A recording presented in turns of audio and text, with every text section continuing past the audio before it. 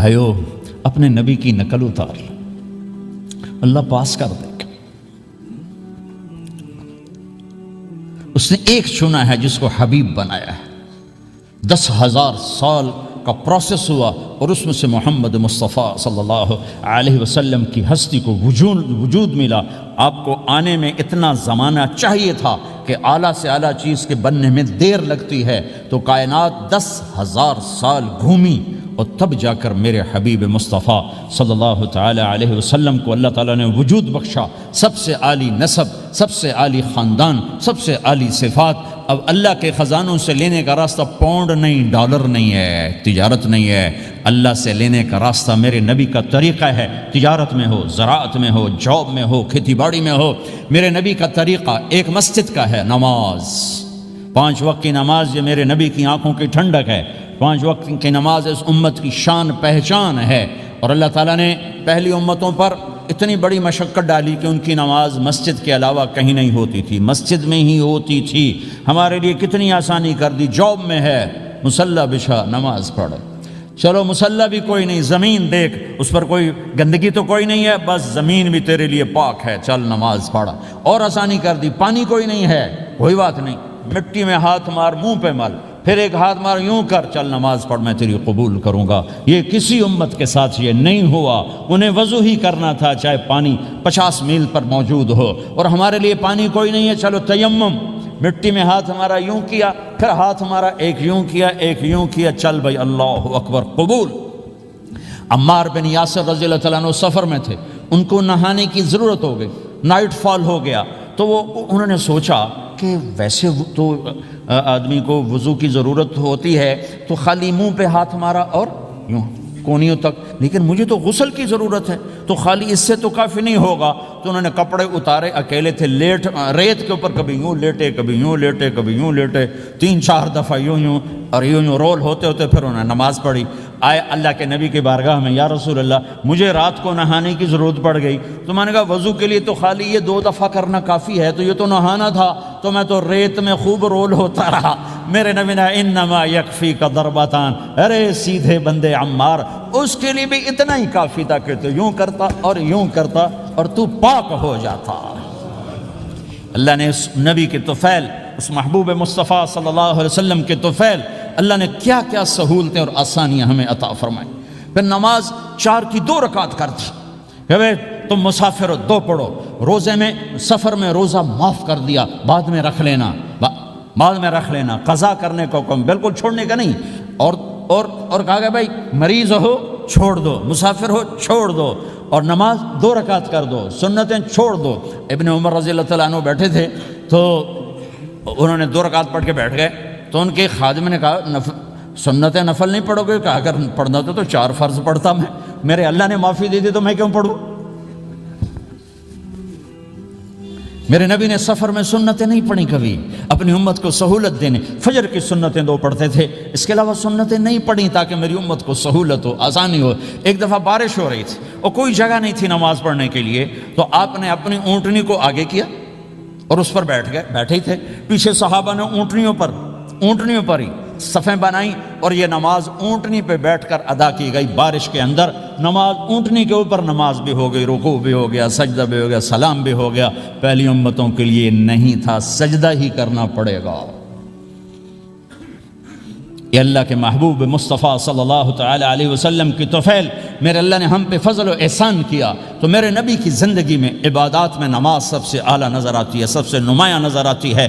اور پھر بازار میں، گھر میں، دفتر میں، ماحول میں میرے نبی کے اخلاق، یہ زندگی کا دوسرا روشن پہلو ہے۔ میرے نبی کی ساری زندگی 2 لفظوں میں آتی ہے، عبادت اخلاق، عبادت اخلاق، یا 2 اور لفظ، حقوق اللہ حقوق العباد، حقوق اللہ حقوق العباد۔ حقوق اللہ میں نماز سب سے اعلیٰ، اور حقوق العباد میں لوگوں کی برداشت کرنا، لوگوں سے درگزر کرنا، معاف کرنا، جھوٹ سے بچنا، دھوکے سے بچنا۔ میرے نبی سے پوچھا گیا یا رسول اللہ مسلمان کنجوس ہو سکتا ہے؟ ہم نے کہا ہو سکتا ہے۔ یا رسول اللہ مسلمان کمزور ہو سکتا ہے، بزدل ہو سکتا ہے، ڈرپوک ہو سکتا ہے؟ آپ نے کہا ہو سکتا ہے۔ یا رسول اللہ مسلمان جھوٹ بول سکتا ہے؟ آپ نے کہا نہیں، جھوٹ نہیں بول سکتا، جھوٹ نہیں بول سکتا۔ ہاں، الا لعنت اللہ علی الکاذبین، جھوٹوں پہ اللہ کی لعنت۔ اس لعنت کے ساتھ 400 پاؤنڈ بچا لیے، 4000 بچا لیے، 4 ملین بچا لیے، 4 بلین بچا لیے، 4 ٹریلین بچا لیے، ساری دنیا کو بچا لیا، اور اوپر اللہ کی لعنت پڑی تو اللہ کی قسم گھاٹے کا سودا ہے۔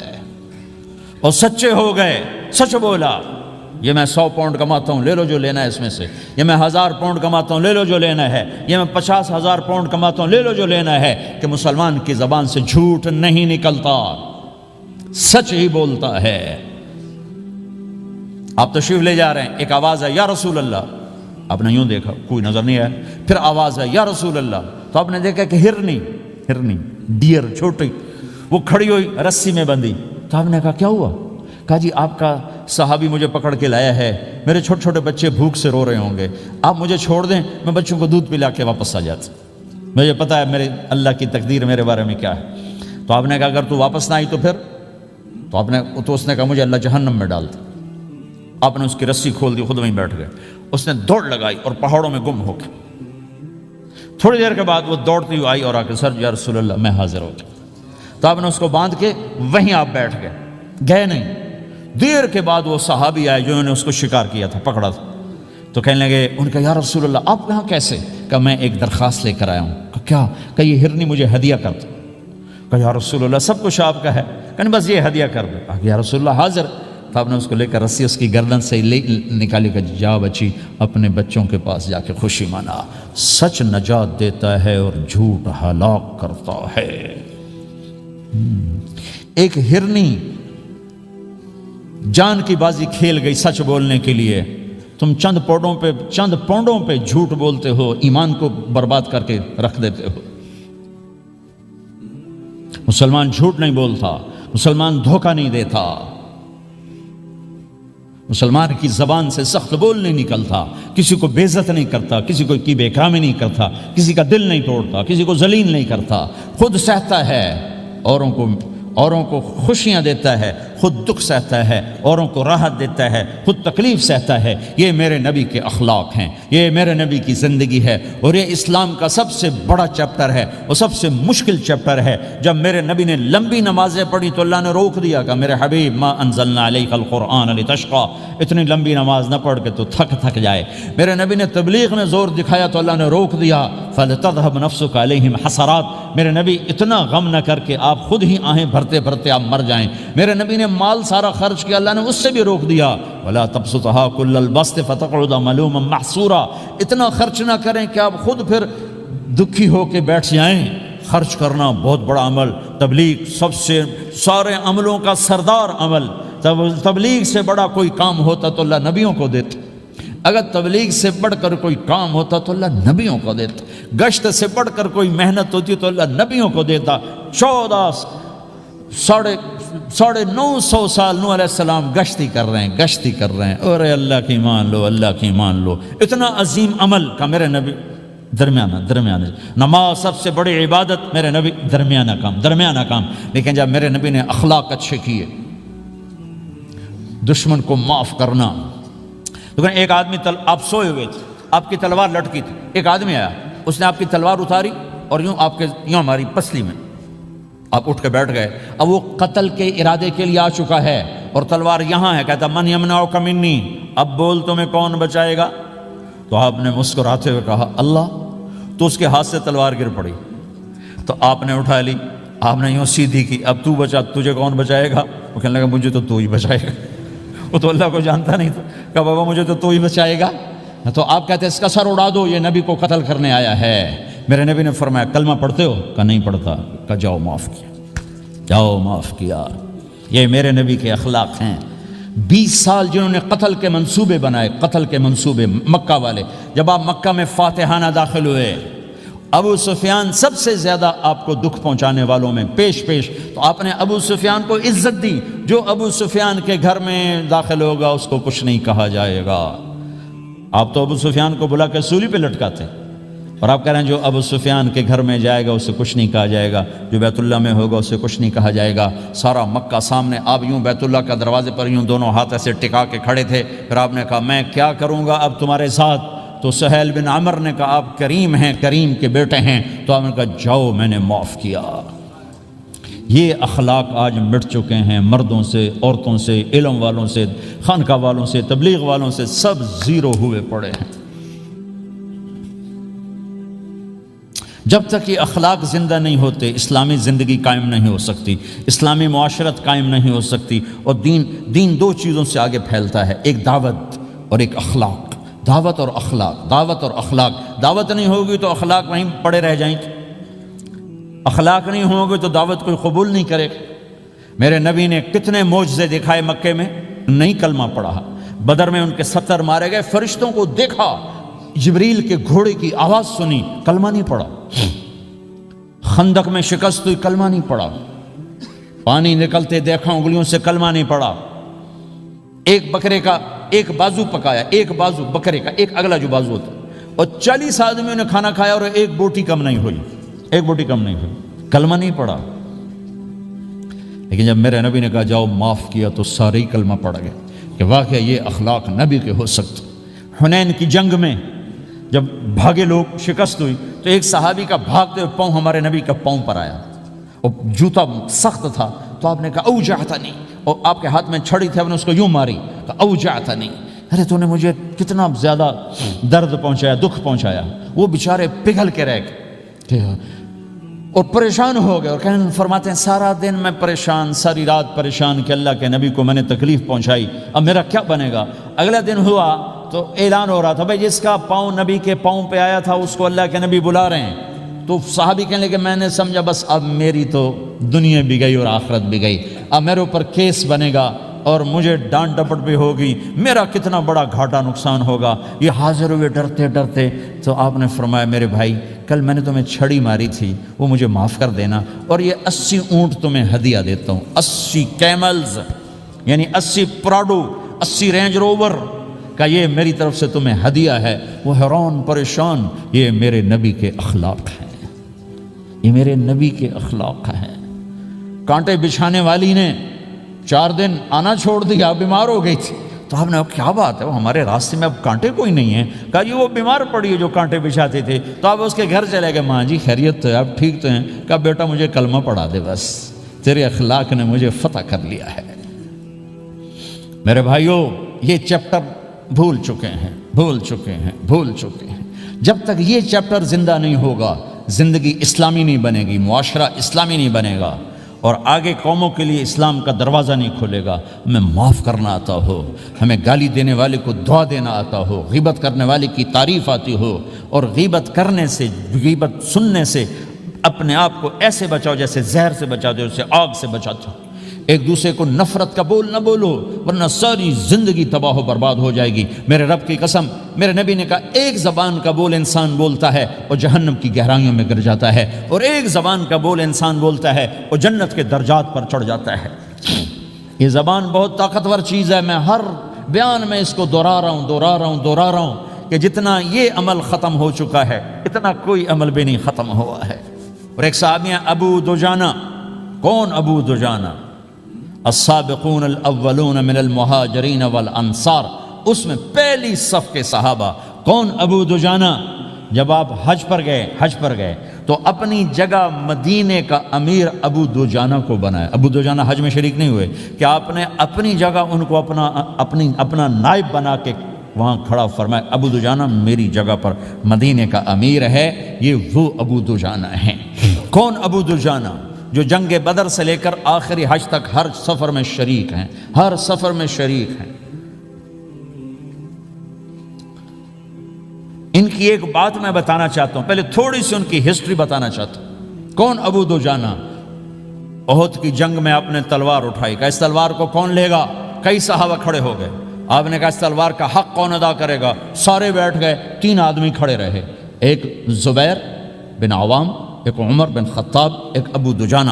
ان کا نام ہے سماک بن خرشنہ، سماک بن خرشنہ ان کا نام ابو دجانہ سے مشہور ہے۔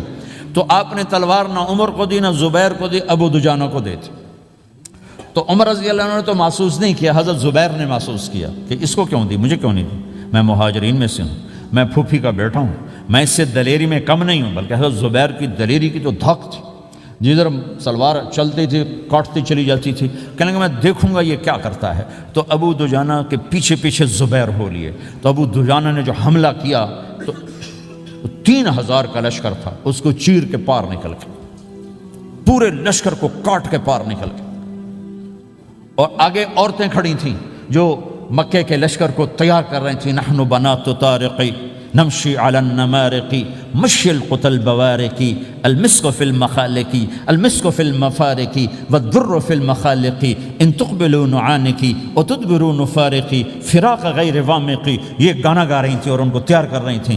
تو جب ابو دجانہ کی تلوار نظر آئی تو سب بھاگی، ہندا پکڑی گئی تو آپ نے یوں اپنی تلوار ہندا کے سر پر رکھی، انہوں نے چیخ ماری، تلوار ہٹا لی، تو زبیر پیچھے پیچھے کہ کیا کیا ہے؟ جنگ میں اگر کوئی عورت حصہ لے اسے مارنا جائز ہے، ویسے جائز نہیں ہے، عورت کو، بچے کو، بوڑھے کو ہاتھ لگانا جائز نہیں ہے۔ تو انہوں نے کہا تلوار کیوں نہیں چلائی؟ کہا میرے محبوب کی تلوار ہے، عورت کے خون سے رنگین کر کے اس کی شان نہیں گھٹانا چاہتا، یہ میرے نبی کی تلوار۔ پھر واپس ہوئے، پھر اٹیک کیا اور پھر مجمع کو چیر دیا۔ سامنے ایک آدمی آ رہا تھا ہاتھی کی طرح، اتنا لمبا موٹا تازہ، تو زبیر کہنے لگے میرے جی میں آیا کبھی اس کی ٹکر ہونا پھر میں دیکھوں ابو دجانہ کیا چیز ہے۔ تو اللہ کا کرنا ایسا ہوا ابو دجانہ دونوں آمنے سامنے ہو گئے، تو وہ ایسے شاہ سوار تھے کہ دونوں طرف کے لشکر ذرا تھم گئے اور وہ دونوں بھڑ گئے۔ ابو دجانہ کے اپنے جوہر، اس پہلوان کے اپنے جوہر، غبار اٹھا، مٹی اٹھی، اور اس کی اپنی طاقت، ان کی اپنی طاقت، انہوں نے ابو دجانہ کو اس نے زخمی کر دیا۔ ابو دجانہ نے جو جوش میں آ کے ماری تلوار، اس کو لگی یہاں، تو اتنی طاقت سے لگی کہ اس کے نیچے اتر کر 2 ٹکڑوں میں تقسیم کر دی، یوں ماری تو ایک حصہ ادھر ایک حصہ، پھر یوں دیکھا اور اپنے چہرے سے لوہے کی ٹوپی اتاری، کما ترا انا ابو دجانہ، کیا دیکھ رہے ہو؟ میں ہوں ابو دجانہ، تلوار صحیح لی ہے میں نے، غلط نہیں لی، یہ ابو دجانہ ہیں۔ اور جب شکست ہو گئی احد کی جنگ میں، اور پھر 10-12 آدمیوں نے آپ کو گھیرے میں لیا ہوا تھا، ان میں ایک ابو بکر تھے، عمر تھے، علی تھے، طلحہ تھے، زبیر تھے، سعد بن ابی وقاص تھے، اور سہل بن حنیف تھے، عبادہ قتادہ بن نعمان تھے، اور ابو دجانہ تھے رضی اللہ تعالی عنہم، ان میں سے ایک ابو دجانہ بھی تھے۔ اور یمامہ کی جنگ میں ابو دجانہ شہید ہوئے، یمامہ کی جنگ میں شہید ہوئے۔ یہ ابو دجانہ کی تھوڑی سی سیرت آپ کے سامنے آئی ہے۔ اس کے بعد اب آپ ان کے قول کو سنو تاکہ اس کا وزن آپ کے سامنے آئے۔ یہ بدر کے شریک ہیں، اللہ کے نبی نے کہا بدر کا صحابی جو مرضی کرے بخشا گیا۔ یہ صلح حدیبیہ کے شریک ہیں، اللہ نے قرآن میں کہا لقد رضی اللہ، میں ان سے راضی ہو گیا۔ یہ صحابی ہیں، اللہ نے کہا کلا وعد اللہ الحسنی، اے میرا نبی تیرے ہر صحابی کے لیے جنت کا وعدہ ہے۔ اور اب یہ کیا کہتے ہیں؟ یہ کیا کہتے ہیں؟ لوگو ان ارجع عملی عند، لوگو میرے پاس، ابو دجانہ میرے پاس بخشش کا سب سے بڑا عمل جانتے ہو کیا ہے؟ بدر نہیں، احد نہیں، حدیبیہ نہیں، خندق نہیں، خیبر نہیں، فتح مکہ نہیں، آخری حج نہیں، کیا ہے؟ کیا ہے؟ لوگو ان ارجع عملی عندی، میرے پاس آخرت میں بخشش کا سب سے بڑا عمل بس ایک ہے کہ ما آذیت احدا بلسانی، میں نے اپنی زبان سے کبھی کسی کو دکھ نہیں پہنچایا۔ ولا اجد فی قلبی غلا لاحد، اور میرے دل میں کسی کے لیے بغض کوئی نہیں ہے، بس یہ میری بخشش کا عمل ہے۔ تو بھائیو، نبی کے اخلاق میں 2 چیزیں لے لو، ایک زبان سے کسی کو دکھ نہ دو، ایک دل میں کسی کا بغض نہ رکھو۔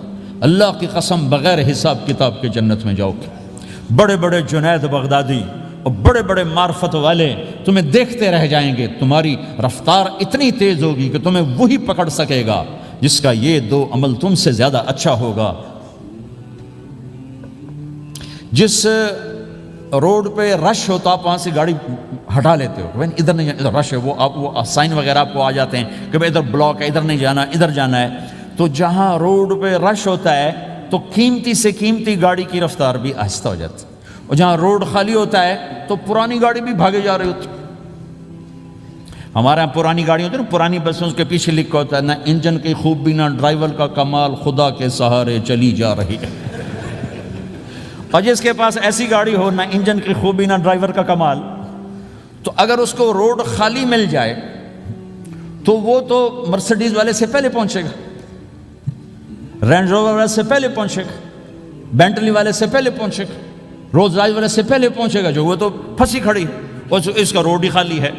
تو میرے بھائیوں، یہ میں ایک مثال دیتا ہوں، عبادات کی روڈ پہ بہت رش ہے، نمازی بے شمار ہیں، روزے دار بے شمار ہیں، عمرے والے بے شمار ہیں، حج والے بے شمار ہیں، اور تہجد گزار بے شمار ہیں، علماء بے شمار ہیں، حافظ بے شمار ہیں، ذکر والے بے شمار ہیں، بہت رش ہے، تبلیغ والے بے شمار ہیں، لیکن جو اخلاق والا روڈ ہے نا، یہ خالی پڑا ہے۔ اس پہ موٹر زوکی پہ چڑھ کے آ جاؤ تو سب سے آگے نکل جاؤ، سائیکل پہ چڑھ کے آ جاؤ تو سب سے آگے نکل جاؤ، کہ روڈ ہی خالی ہے، اخلاق کا روڈ خالی ہے۔